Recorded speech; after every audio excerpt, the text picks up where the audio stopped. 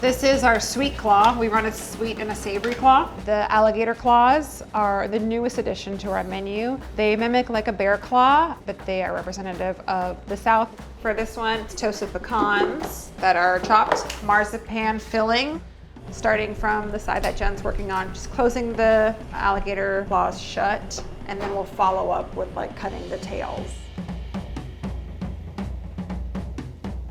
And then we're topping it with poppy seeds and the alligator pepper spice. They're gonna kind of assembly line. The alligator pepper spice has sort of like a Szechuan pepper, like tongue-numbing feeling sensation. It's from Cameroon. It's like you almost can't really taste it, but if you get a good chunk of it, you're gonna know that it's there. It's supposed to be the one item that is seasonal, but I don't really know how else you can change it and make it seasonal. It's kind of perfect. Lagniappe is a Creole term that we use here in Louisiana to mean a little something extra. It is kind of the perfect word to describe what we do here, but I think when we're talking about food, for a lot of New Orleanians, the dessert is always lagniappe. I'm from New Orleans, my partner is from Cameroon, from West Africa. We have found a lot of parallels and similarities both in our cuisine and our culture, and we're trying to honor these ingredients through the pastries that we're working with. It's 5:04 and we are loading in all the viennoiserie for the morning. That includes the plain chocolate, the Vaucroissant. This chunk of time is important because then in about an hour, everything's just gonna start coming out, boom, boom, boom, boom, boom. So if you miss, even 15 minutes, it will kind of set you back. No, we're good. Was it off? It was. Cool, cool, cool, cool. That's the fun part about being in a house. Things are tripping. We joke about it. We have a friendly ghost here. Her name is Eunice, and she's been holding us up since day one. But sometimes she's like, no, I gotta make sure you're awake. So sometimes the proofer might trip. But everything's set in the proofer now. We're gonna go upstairs as we're waiting for everything to proof. So I'm working on the corn muffin now. This is one of our signature items that we run only during corn season. I'm gonna sift this, then we're gonna add our wets into here, and then we'll add our corn last. I'm testing it today. We're gonna bring it back on the menu next week, but I just wanna make sure that it's good. It's been a minute, Even from when I started the pop-up, there's always been an emphasis on highlighting local seasonal ingredients. Hyper local, but corn is very beautiful and it's something that I grew up eating a lot of. I wanted it to be some component without it just being cornbread. I mean, I grew up having like the Jiffy cornbread box, which is nothing wrong with that. I love Jiffy cornbread. That was sort of the basis for it.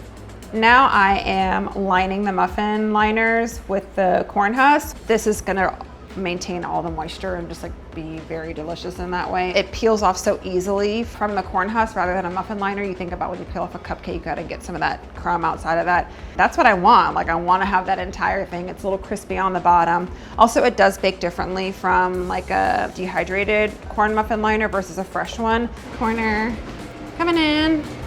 So I'm finishing these off with some turbinado sugar before they go in the oven. They'll go in for 15 or so minutes. So we're getting started on the first round of the bake-off. This is our makeshift egg wash machine. It's great just because it gives an even spray. We use the machine for efficiency and consistency, and then get these pastry pucks. One is a pastry cream puck, one is a sweet potato puck.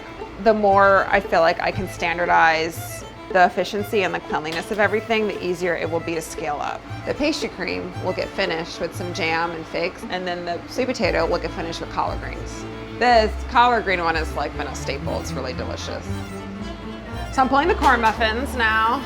Right when these come out the oven, they go onto the cooling tray. They sit in this muffin pan too long, they'll get a little soggy.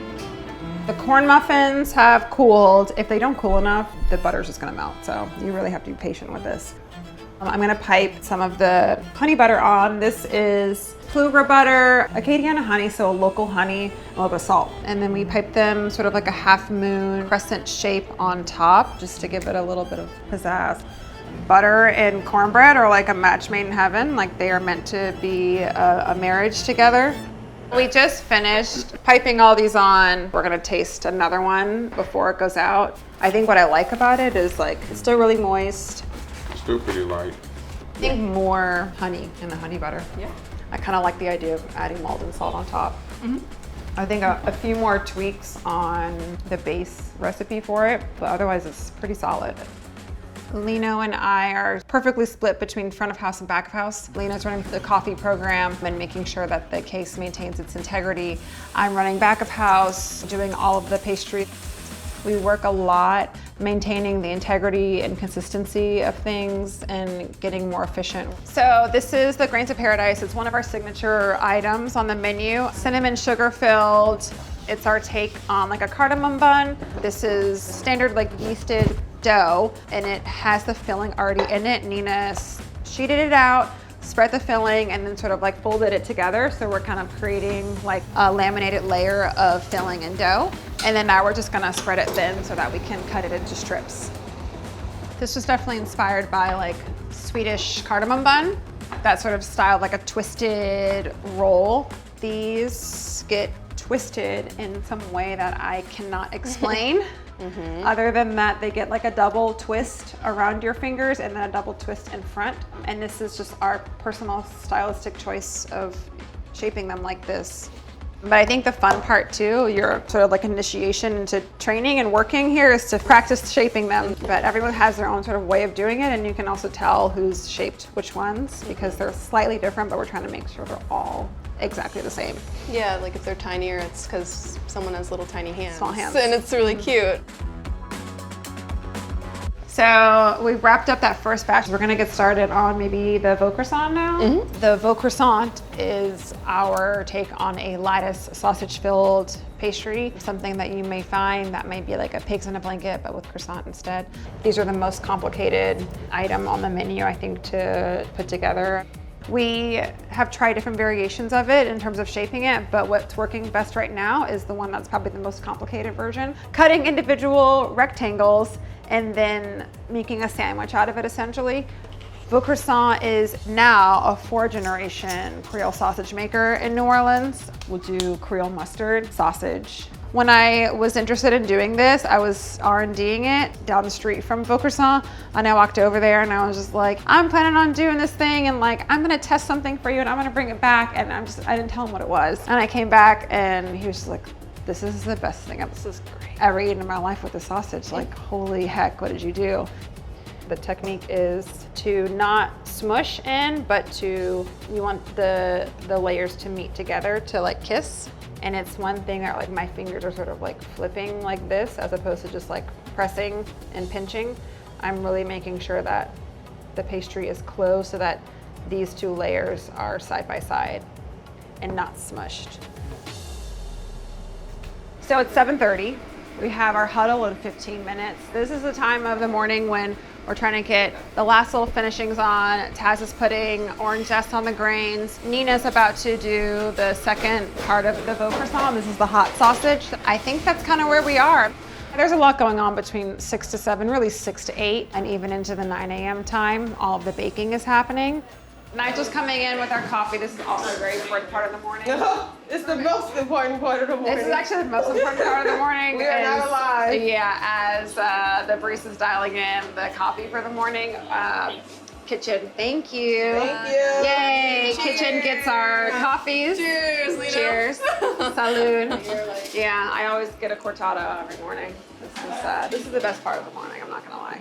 We knew opening in the beginning where we sort of wanted to foreshadow into the next 5 years, but of course that changes when you open. But I think where I see myself personally is to continue to invest in the city. And I think what has become an important part of the work that I'm doing personally is sort of like honoring the women that have come before me that have made New Orleans what it is. When a guest comes in, I want it to feel like a safe space where you can feel comfortable, you can sit down, have your meeting, or sit outside and like sit under this beautiful tree that is telling so many stories. I want people to feel like they have a community here, right? Small or big, in New Orleans and in Central City. I just want them to leave feeling full of really good pastries.